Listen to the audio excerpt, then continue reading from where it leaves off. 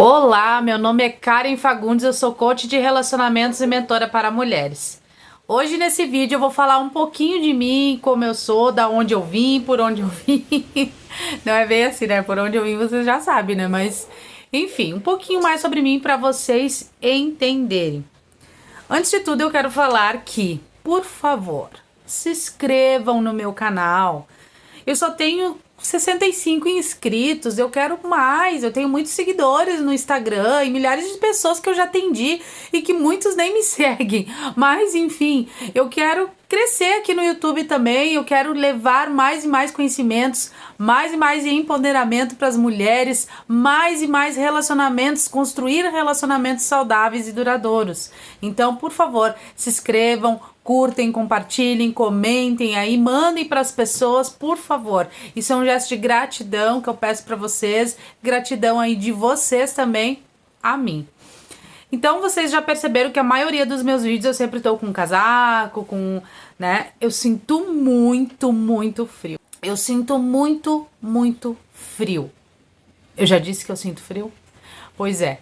O meu marido, ele sofre, coitado, porque às vezes tá um calorão, e eu tô com 3, 4 cobertas. Eu não consigo dormir sem sentir peso da coberta em mim. Minhas extremidades são gélidas, então eu preciso me esquentar.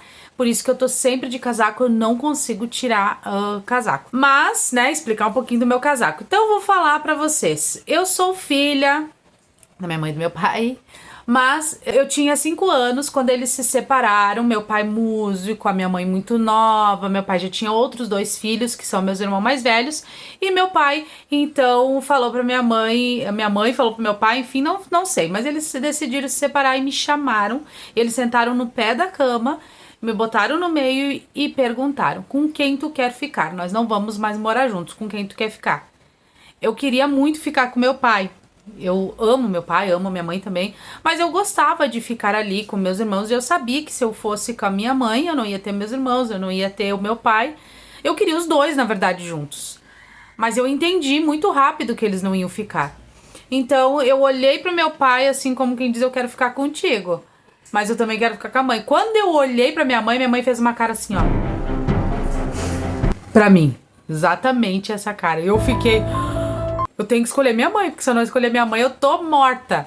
Então eu olhei e disse... Daí meu pai disse: pode falar tranquila, filha, ninguém vai brigar contigo. Tá bom. Então eu peguei e escolhi minha mãe. E fui morar com a minha mãe. Minha mãe foi morar com a minha avó. Voltou pra casa da minha avó. Na minha avó morava o nono, que ele era um inquilino, que eu nem sei se era inquilino, namorado da minha avó, enfim, mas ele dormia em outro quarto. Um senhor de idade que nós chamávamos de nono, de avô. Aqui no sul a gente chama avô de nono. E eu também tinha o meu vô na época, né, que se separou da minha avó. Eu já era nascida quando ele se separou, mas eu tinha o contato muito presente dele. Ele até morou com a gente um tempo e eu sempre amei muito eles, enfim.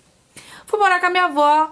E minha mãe tinha que trabalhar bastante, eu ficava muito tempo com a minha avó. A minha avó, por um longo período dos meus anos, odiava meu pai, falava muito mal do meu pai, muito mesmo.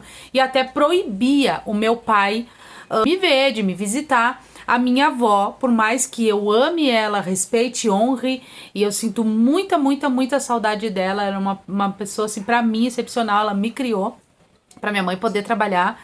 E ela era meio narcisista. Minha avó, ela tinha uns tipos de narcisismo, assim. Ela comandava a vida de todo mundo. E era só o dela que estava certo e ponto. Minha avó era muito briguenta, muito barraqueira. Ela fazia barraco mesmo, drama, então era com ela. A pessoa mais dramática do mundo. E ela entrava na mente da minha mãe, pra minha mãe, tipo, ficar quieta. Ela que comandava. Só que daí o que acontece? Eu sempre tive esse amor do meu pai, porque meu pai ia na escola me ver. Ele ia lá no meio da aula, pedia para a professora para ir me ver. Então, entendam, homens que estão aqui, que estão vendo esse vídeo, vocês dão desculpinha, né? Dão desculpinha: eu não vou lá ver meu filho por causa daquela mulher louca. Sim, existe mulher louca. E a mulher, muitas vezes, ela tem um pouco até de razão, às vezes, né? Porque filho não se abandona. Não existe ex-filho, tá? Existe ex-marido, ex-mulher. ex-amiga, ex-filho, não tem como desfilhar um filho, não existe, tá? Então, meu pai, ele fazia esse negócio assim, ele era proibido, mas ia na escola e ele pedia pra mim não contar. Até que um belo dia ele me deu um relógio. Ele me deu um relógio e eu fiquei muito feliz. E ele disse, por favor, filha, não conta pra tua avó, porque senão, né, o negócio vai pegar. Eu era muito pequena, eu tinha 5 ou 6 anos na época. E eu cheguei em casa, a primeira coisa que eu fiz. Olha, avó, olha o relógio. Ela me olhou. De quem tu ganhou? Deu. De um coleguinha. Como que um coleguinha da mesma idade que eu ia me dar um relógio? No mesmo instante ela olhou pra mim e disse assim, teu pai que te deu, né? E eu disse, mas um assim já com medo que ela fosse, sei lá, fazer alguma coisa. Mas ela não fez nada. Os anos foram se passando, a minha mãe conheceu uma pessoa, engravidou, e ela foi morar na cidade dessa pessoa porque não tinha como me levar, por causa da escola, transtorno, e a minha avó que comandava. Quando a minha avó dizia sim, é sim, quando a minha avó dizia não, é não, a minha mãe acatava, ficava quieta, e era assim que funcionava. E eu fiquei com a minha avó, e a minha mãe foi então, né, casar com esse homem. Houve no meio desse processo, uma separação muito tumultuosa. Minha mãe, eles se separaram, minha mãe já estava no finalzinho da gravidez. Foi uma separação bem triste para minha mãe, porque ela veio para minha cidade, porque lá na cidade onde ela morava não tinha recursos muito de médico, essas coisas, e ela vinha mensalmente para consultar na cidade, me via e via minha avó, enfim, as famílias. E numa dessas que ela veio para consultar, ela estava mal e teve que ficar um pouco hospitalizada. Quando ela foi liberada para se recuperar, ela estava em casa para se recuperar, para depois, eu acredito que depois ela ia lá para casa dele. Encosta um caminhão na frente da nossa casa com todas as roupas, as coisas dela. Ele foi simplesmente assim, um término, e nem foi ele que levou, mandou outra pessoa. Então foi um término sem dizer o quê. Minha mãe sempre foi uma mulher muito orgulhosa. Ela nunca, eu acho que um pouquinho disso eu herdei dela. Não orgulhoso demais, porque a pessoa que é muito orgulhosa não faz bem, né? Mas ela não correu atrás dele, ela não foi atrás dele, ela não pediu pra voltar, ela não ligou, mas ela chorava muito, muito, muito. Ela chorava demais, todas as noites, todo dia, todo dia, todo dia. Eu lembro, eu tinha 9, 10 anos mais ou menos. E foi se passando, né? A minha irmãzinha nasceu, e eu tinha que estudar. A minha mãe ficou um pouco em casa. Nesse pouco que ela ficou, ela precisava ganhar dinheiro. Porque daí o que aconteceu? Eu saí, a minha avó morava ao lado, mas eu saí da casa da minha avó pra ir pro lado pra morar com a minha mãe. Porque a minha mãe já decidiu, não quero mais morar com a minha mãe, eu quero ter minha vida. Ela queria ter essa vida, mas ao mesmo tempo ela era muito ligada na minha avó. Emocionalmente, e também porque precisava da minha avó pra cuidar de mim, cuidar da minha irmã. Só que ela queria, a minha mãe sempre quis a independência dela, mas ela nunca conseguiu se libertar dessa independência de fato com a minha avó. Eu fui morar com a minha mãe porque eu precisava também ajudá-la, com a minha irmã pequena. Nós não tínhamos nada.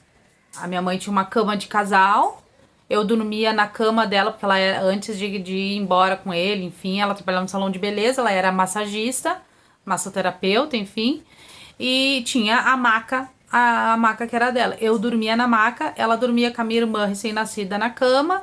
Nós tínhamos um sofá que ela ganhou de aniversário, uma mesa que eu acredito que ela também ganhou, uma televisão, uma geladeira. Nós não tínhamos pia, a gente lavava a louça numa bacia.